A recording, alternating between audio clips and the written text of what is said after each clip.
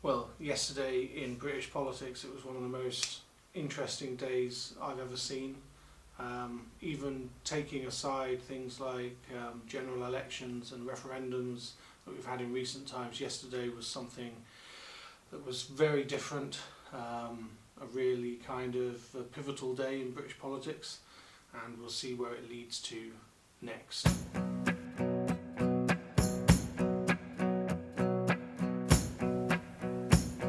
I've never seen a Prime Minister turn up to Parliament without the backing of their own party, without the backing of anybody really, and try to deliver a statement backing a proposal which they know is doomed to failure, and they know they're going to get criticised, and they stand there for 3 hours and take all the hits. It's just baffling to think that Theresa May could even turn up there and stand there for that amount of time without any hint of compromise, when she knows the mathematics, the arithmetic of the House of Commons doesn't add up for her. So why did she do it? Well, people keep talking about how resolute she is, how determined she is, and we're probably seeing that now.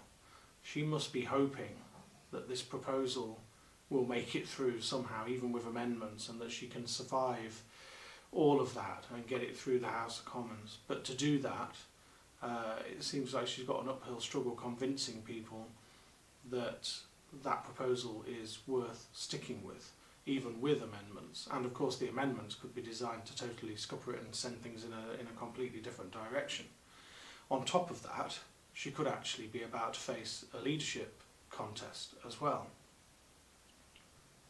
The rumours are that there's going to be enough letters going in to the chairman of the 1922 committee today, and that a leadership contest could take place next Tuesday.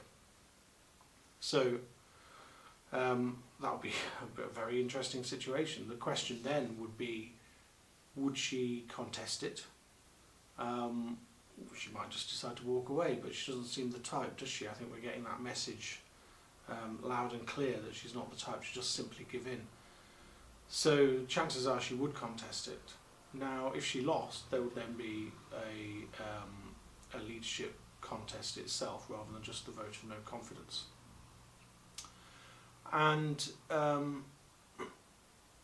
then of course it's a matter of who comes forward, and one of the problems that the Conservative Party has, as I mentioned in a previous video, is they don't have enough people around each of their factions to actually mount a serious contest. It will be interesting to see how many people come forward, because there clearly isn't a coordinated group of people that are actually trying to wrestle control, or else why wouldn't they have done it earlier? So it'll be interesting to see who comes forward if there is a leadership contest, and then of course it'll be interesting to see whether that contest actually results in it going to a vote of the Conservative Party members, rather than what happened when Theresa May came to power, which was that she was basically she had a coronation without a challenge, or without a proper vote, because her competitors decided to pull out as the contest went on. So it could go to the Conservative Party members, but then we will see. Now, of course, there is another scenario here.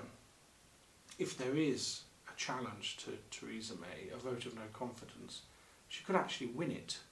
And if she wins it, she cannot face another one for another year.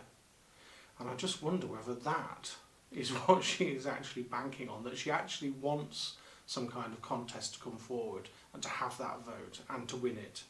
I mean, desperate times call for desperate measures, but we've never seen anything like this, and I think we're in such uncharted territory that it's almost impossible to make predictions. It's impossible to say you know what's going to happen. There's a lot of people predicting all kinds of things, saying that it's impossible we won't have a general election. Nothing can be kept off the table. These are times which we've never been through before. There's nothing like this. So there's nothing off the table.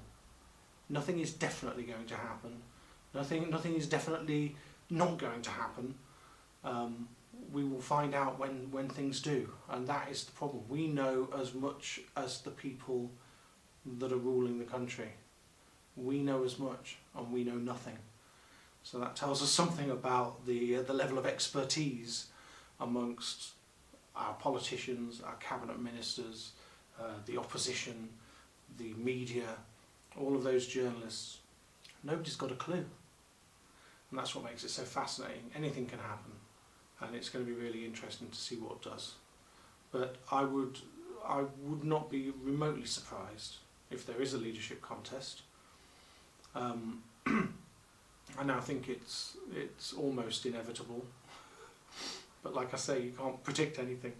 But I would suggest that we will. I know that the chairman of the 1922 committee is going to give Theresa May 48 hours notice of a vote of no confidence, of enough letters getting to him, that 48 letters. He could have told her already, or maybe he's going to tell her in the next few hours, or maybe he's not going to tell her at all. But I would say that those letters are going to come in, and I think we will know if that's true. I think we will know by Sunday morning. We will find out. It's going to be interesting times. Just carry on reading about stuff, working out how all of this affect, if you're studying British politics, how it affects your syllabus. What kind of topics in your syllabus does this speak to? There's leadership, there's political parties, there's cabinet responsibility. We've seen so many cabinet ministers resign, we've seen junior ministers resign, we've seen a whole load of people that we thought were going to resign, like Liam Fox, Michael Gove, Andrea Leadsom, Chris Grayling are staying, Penny Mordaunt, they're staying. Liam Fox is the really odd one because this proposal prevents any trade deals from being made for a number of years, and he's the trade secretary. Why would he stay on? So many odd things are happening. You'd think he'd be the first out the door, considering he hasn't really got much to do now. Anyway, it's a strange world.